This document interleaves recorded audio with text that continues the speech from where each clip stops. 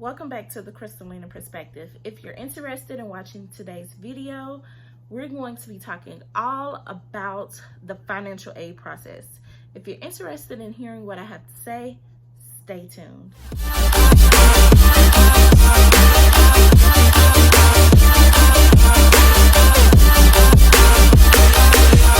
Hey guys, so this video is long overdue. As you guys see, I have my notebook here with all of my notes that I have taken down for you guys. I'll be glancing here or there, but for now, I'm gonna sit it right back here on my desk area and we're gonna chit chat. Now, I did make a video back in September of last year about funding your education. I'll put that video somewhere up here in the cards for you guys to go check that video out. It basically talked about ways on how you can finance your education, as in how to pay for things such as books, supplies, equipment, uniforms, etc. So that video will be linked. Now, this video, I'm gonna have to give you a disclaimer. Quick disclaimer, I do not represent my school. I am not a financial aid advisor. I am not an academic advisor. I'm not a student advisor. I'm just simply a student who basically is giving you my personal experience. I'm just telling you guys what has worked for me, what has helped me with the program, and how I am experiencing the program and what I'm going through. You can take my advice or you can leave it. I'm just basically giving you advice.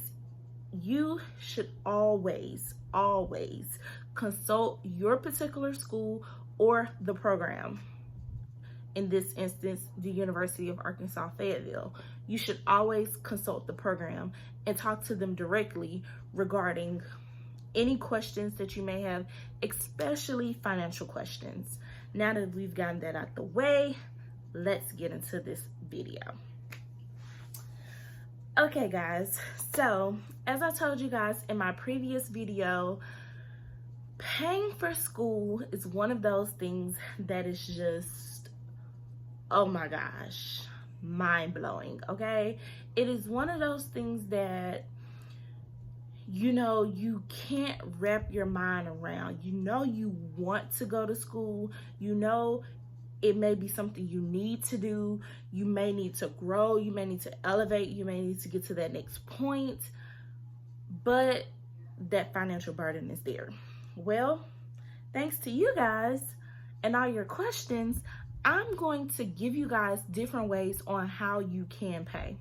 Now, real quick, this is not a get in the comments and bash anybody, because everybody has to use different things to do what they have to do to get to that next level. So if you have to use student loans to pay for your education, that's what you gotta do. If you have to take a private loan, that's what you have to do. If you have family that pays for you to go to school, kudos to you. That's what you have to do. Everybody's situation is different. So this is a non-judgment zone. And now that we have gotten that out the way, let's talk. So a lot of people ask me the cost of this program, and the cost varies. And the reason why I say that is because each year the schools, they basically evaluate how much they're going to charge for fees and tuition and that type of thing. And then they come up with this fee of schedules. So I can kind of go off of what I paid last year and just kind of tell you guys how much I had to pay for school. So I want to say last year I paid about $9,000 worth of tuition and fees. That did not include extra software programs or books or supplies or things like that. Now, keep in mind, I did have to buy a new laptop. That was a good $1,200 because I did get a MacBook. I did have to buy textbooks. I did have to buy software programs. I did have to purchase uniforms for clinical. I had to get a new car, which was a whole different expense category that I was not prepared for. But in December, my 2006 Mazda 6 was like, not Mazda 6, I had a Mazda 3. She was like, bye-bye, Crystal, I'm dying now. And I'm like, girl, you only got like 212,000 miles. Stop playing. Yeah, she died. So yes, life happens. That's the point I'm trying to say. So when you're looking at the financial picture for school, you have to look at the big picture. And so school roughly is going to cost you for the tuition. Now, guys, this isn't all the extra stuff. This is just tuition. It cost me about $8,000 to $9,000 for 2 semesters, because you guys know I went to school last fall and this past spring. So about $8,000. Wait, $8,000 to $9,000. And that included all my fees, clinical fees, computer fees with like little programs and stuff like that. And then I did, like I said, I had to pay like $100 for Sentinel, which was like a simulation type thing. And then I think I paid like another $50 for something else. So like an additional $150 on top of that.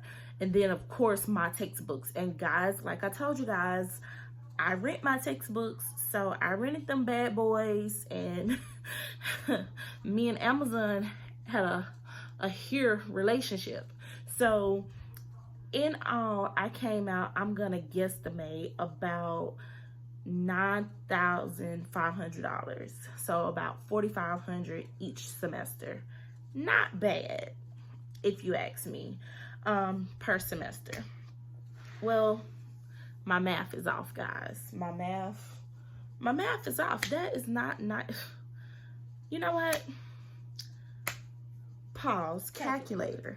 This is to prove to you guys, for all of y'all that's out there scared about, oh, I can't do nursing math and dosage calculations because I ain't good at math. I ain't good at math either. I just sat here on camera and proved to you that I'm not good at math. I said $4,500 per semester. That's $9,000 right there. $4,750 is roughly what each semester was for me. That's $9,500. See, I couldn't do that math in my head. I needed a calculator. It is okay to understand your weaknesses. That's the point I'm trying to make. So don't let nothing deter you from getting to your goal. It doesn't make you a weak person. It just makes you know what your limitations are and allows you to work harder at getting better at them. Now back to this finance video. So yes, so roughly $4,750 each semester. So, okay, how did I pay for this? Loans. You can add me talking about debt-free journey. Dave Ramsey said that ain't good, blah, blah. Is he paying for my school? You know, I'm all for going debt-free. I am. And my goal is to get there. But right now, my goal is to become a registered nurse. And I unfortunately had to take out student loans to fund my education, because when I applied to this program, I got accepted late in the game and all the academic scholarships deadlines had passed. So I did not go into this program with any scholarships. So I had to take out student loans. If you have to take out student loans, so be it.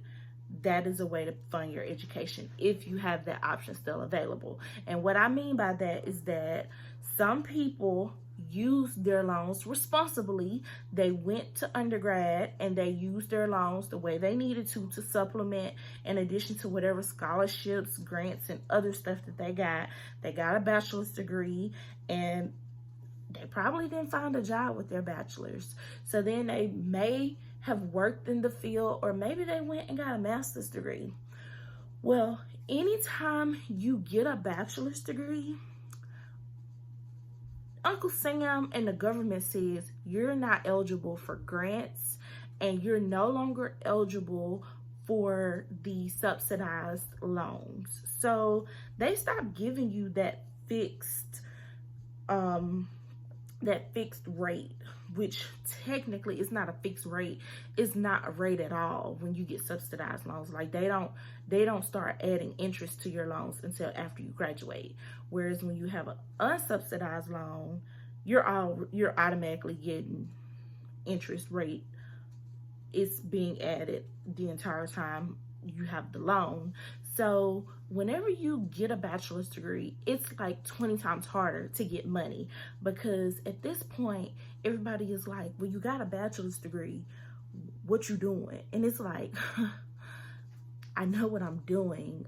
I just couldn't get a job. So I'm going into a second career. Are you going to give me money or not?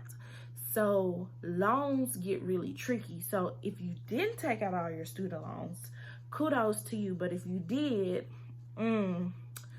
that's where the field gets very tricky. Now, if you have a master's degree, that's cool. As long as you did not use up all of your undergraduate money, you still have money left that you can use. And what I mean by that is that my school, they told me, because I had to talk to them, y'all, because after this year, your girl is gonna be there. Okay, I put my business on Front Street, whatever, judge me, charge it to my card. Last time I checked, only Jesus could do that, but whatever, I'm going on a tangent. When it comes to your student loans, undergrad, so you have graduate loans and you have undergraduate student loans. Undergraduate student loans, you're allowed to take out up to $57,500. According to the United States Department of Education, they'll allow you to take that much out because that is how much a 4-year degree supposed to cost you. Now, we do know there are some undergraduate schools that has a buttload of money for tuition. I don't understand it, but supposedly you're supposed to be able to take up to that amount. It used to be a little bit higher than that, but of course, over the years, as the country has evolved, we've switched presidents, we've switched different laws, things have changed, it has decreased. So if you don't have $57,500 worth of undergraduate student loans, you're eligible to take loans out from the federal government. If you do, I'm sorry, I really am, then you may have to look at private student loans, which you can typically get those through Sallie Mae or Discover. Now, those are typically a little bit harder to get because if your credit score isn't there, and when I say isn't there, these people be talking about having a credit score of an 800. That's how I feel. I'm not saying, I tried one time when I was in undergrad to get a Sallie Mae loan and she was playing. And I was like, sis, I'm like 18 years old, poor, trying to get a loan from you. What do you mean? Yeah, that's another tangent. But typically with these private student loans, they have a lot of stipulations, or they'll want you to have a co-signer. So if you have any type of other debts, these debts can work against you when it comes to getting a private loan. So that's the first way you can finance your education, is through loans. As long as, like I say, you don't have that maximum, if you haven't reached it in undergraduate student loans, you're good. If you have not received a bachelor's degree and you're not considered non-traditional, I'm non-traditional at this point, grants is another option. Now, if you have an associate's degree, you still are eligible for some grants. If you have a bachelor's, I'm sorry, welcome to the club. They don't like us. They just don't. We thought we were gonna do something else and we didn't. So if you don't have a bachelor's degree, kudos to you. You're eligible for a variety of different grants that are provided through the state. The federal government also have a few grants that you can get, and you don't have to pay those back. free money for you, and that is a way you can finance your education. Scholarships, and scholarships. Now, scholarships is the best way to do it. But if you're like me, like I said, when I applied last year, y'all, I was literally coming from one program into another program, and I had scholarships, like 2 scholarships in my other program, but I still had to pay loans in that program because that program was hella expensive. But this program, I didn't have time to apply for academic scholarships with them. So yeah, that was that. So thankfully this year I did apply, and our scholarship deadline was February 15th. I was awarded a scholarship, so I'm so excited. It's not like a full ride or anything, but every little bit helps. So I do have a scholarship that's going to help with a portion of my tuition for both semesters, and so that does help. I'm still taking out my list student loans there, but I applied for other scholarships. I'm waiting to hear back from those, but for the most part, you can apply for scholarships, and those scholarships, especially if you got a high GPA, like my first semester, I made a 4.0, and this semester I worked really, really hard. I fell short of my 4.0 this semester, but I still managed to get a cumulative GPA of a 3.8. And when I said fell short, I made a B in my OB pediatric course. I leave a card for that whole review shebang of that. But scholarships is a sure way to secure some money, and they have a ton of them.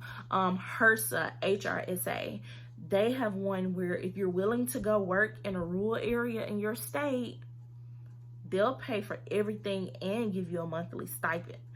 Even if you don't get it and you have to fund your education through loans, they'll pay for any scholarships that you've used for nursing. So, I mean, not scholarships, any loans you've used for nursing. So, like, we're LPNs working on our BSN. So, any money we've used for LPN, BSN, and for our LPN, they'll pay that money back for us. And they'll give us a certain amount of money as long as we do a service agreement and work at a certain facility for a certain amount of time and fulfill those requirements. So, you know, that is something to look into. It's called the Nurse Corps for that service loan. Some states have scholarships, like the Arkansas State Board of Nursing. They have something where they basically give out scholarships, and they allow you to basically, they'll give you so much amount of money, and you have to commit to working in the state of Arkansas. I'm quite sure other states do that. You have to look at the State Board of Nursing in your state. Get on board with those types of scholarships. There are various organizational scholarships. So like the National Black Nurses Association, any nurses association have scholarships. Any type of honor societies, they have scholarships. Any type of community organizations, heck, even some churches have scholarships. You just have to apply. And a lot of the times it requires you to write an essay. And if you're willing to write that essay, and if you're willing to do a great essay and turn in the requirements with your recommendation letters and transcripts, you may get the scholarship. So that is the scholarship portion of financing your education. The next part is tuition reimbursement and work-related type of ways of funding your job. Your education. I'm tripping, y'all. I'm tripping.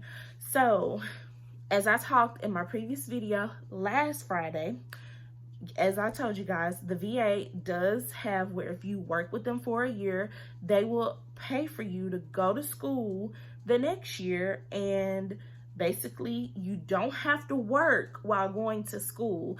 They call it some type of special program that they have. You do have to go back and work at the VA. I didn't say that last Friday, but you do have to go back and work there, obviously.